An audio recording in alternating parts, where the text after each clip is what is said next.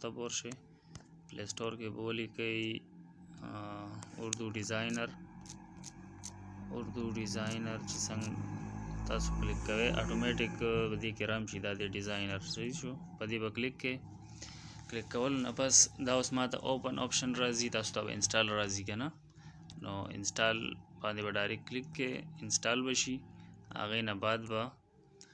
اوپن او شو داسې پیج به تاسو له مخې له راشي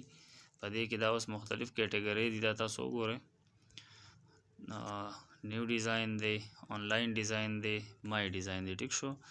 اوس د دې څه مطلب دی دا نیو ډیزاین چې کوم دی دا چې تاسو خپل مرضی باندې ځان له تمنیل جوړوئ پینافلیکس جوړوئ یا دکان کاروبار د پاره تاسو ځان له ویزټینګ کارت جوړوئ که نه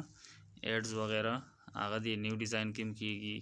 او د آنلاین ډیزاین چې کوم دی دا کم چې د دې اپلیکیشن طرف نه دې کې دي تاسو سهولت لپاره یې پکې اچولی دي چې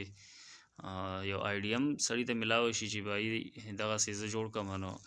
دا به صحیح که نه اوس نوی کس چې دی هغه ته خو پته نه چلېږي چې زه به څنګه ځان له دوکان کارت جوړوم یا به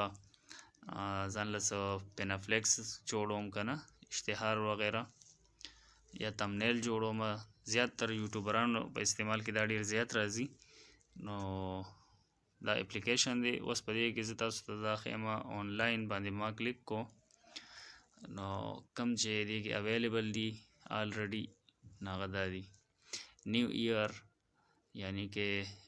نوی کال وغیره باره کې ته ځان له څه جوړې تصویر مسویر پکې خپل ایډ کړې که نه دا بعضې خلک بیا فیسبوک کې شیر کوي یوټیوب وغیره کې شیر کوي که نه نو په دغه کې جوړیږي دا الیکشن خلکو لپاره دی اسلامیک دا پویټري وغیره پولیټکس بزنس پینافلیکس بزنس کارډ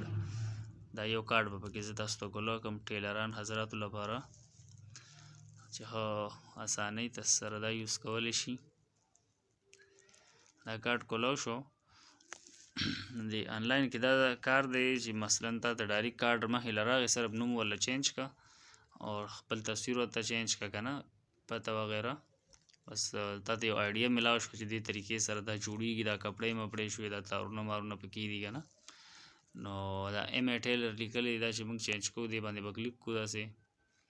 اور دا ایډیټ آپشن لاندې دا دې شته ایم ای ټیلر دی موږ به پکې ولیکو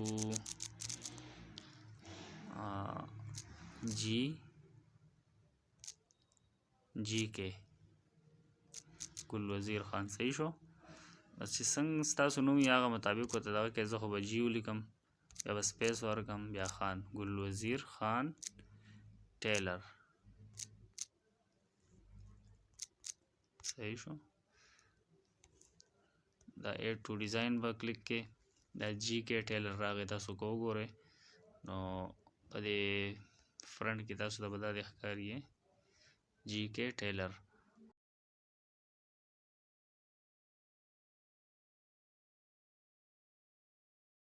دا لیر دی په دې باندې به کلیک کې اوس دا څومره څیزونه چې په دې کې ایډ دي که نه دا تاسو وګورئ مثلا دا دی دا کارډ وغیره چې څومره هم دي نو که خیال وکړئ دا تاله ده دې کې چې کوم څیز دا کپړې دي دا که اوس دا تاله نه دی کولاو دی اتوماتیک بند کړی نه دی که نه لکه کولاو دي دا دې ځای نه تاله کولی شم چې دا زه څنګه تاله کړم که نه دې باندې کلیک کړم دا به تاله شي لوک په ولګي اوس دې کپړو باندې زه لاس کږدم داسې خو دا ځای نه خوځېږي نه لاندې بیکګراونډ چې لاک نه دی نه هغه دی یو خوا بل خوا موو کي نو دا هلتې نه به تاسو تاله کوئ د لیر نه دا تاسو تاله کوئ ټیک شو لاک په ورته لګوئ